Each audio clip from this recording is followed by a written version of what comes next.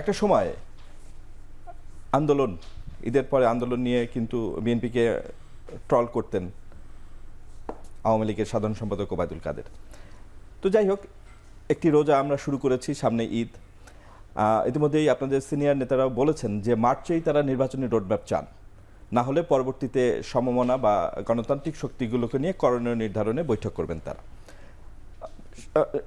ঈদ পরবর্তী বা সেই বিষয় নিয়ে পরে আসছি, কিন্তু রমজানেও কিন্তু আমরা দেখেছি যে বিগত সরকারের সময় বিএনপি যখন বিরোধী দলে ছিল অনেক ধরনের সাংগঠনিক কার্যক্রম হয়েছে, বিশেষ করে ইফতার হতো বিভিন্ন পার্টির সাথে, পেশাজীবীদের সাথে। এবার রোজা কিভাবে বিএনপি অতিক্রম করবে, বা অন্যান্য সময়ের তুলনায় যেহেতু বড় ধরনের শোডাউন, জনসমাবেশ বা মিছিল এই সময় সাধারণত হয় না, তো সেই দিক থেকে সাংগঠনিকভাবে বিএনপিকে কিভাবে এই মাসে আমরা দেখতে পাবো? ধন্যবাদ আপনাকে এবং আপনার মাধ্যমে আমাদের সহ আলোচকবৃন্দ এবং দর্শকদেরকে শুভেচ্ছা জানাচ্ছি। রমজান মোবারক। এবার যেটা আমরা সাংগঠনিকভাবে আমরা আজকে আমাদের একটি সভা হয়েছে সাংগঠনিক সম্পাদকদের, যেখানে আমরা একটা সিদ্ধান্ত সম্মিলিতভাবে নিয়েছি। আমাদের দলের ভারপ্রাপ্ত চেয়ারম্যান জনাব তারেক রহমান সাথে ছিলেন। ওনার নির্দেশনা হচ্ছে, আমরা যেমন আগে বড় বড় ইফতার পার্টিগুলো করতাম বা ইফতারের জন্য আয়োজন করতাম জেলা বা মহানগর ভিত্তিক, এবার আমরা একদম প্রান্তিক পর্যায়ে চলে যাব, ইউনিয়নের ওয়ার্ড লেভেলে এবং নগরীতেও আমরা একেবারে ওয়ার্ডের ইউনিট লেভেলে যাব, যেখানে খুব আড়ম্বর করে না, বাট অনাড়ম্বর পরিবেশে, যাতে দলীয় নেতাকর্মীর পাশাপাশি আমরা স্থানীয় জনসাধারণকে সম্পৃক্ত করে আমরা একসাথে ইফতার করতে পারি এবং একই সাথে আমাদের যে রাষ্ট্র মেরামতের 31 দফা, সেটা নিয়ে কিছু আলাপ আলোচনা করতে পারি এবং দেশের ভবিষ্যৎ নিয়ে কিছু আলাপ আলোচনা করতে পারি। আমাদের প্রাথমিক পরিকল্পনা হচ্ছে এটা।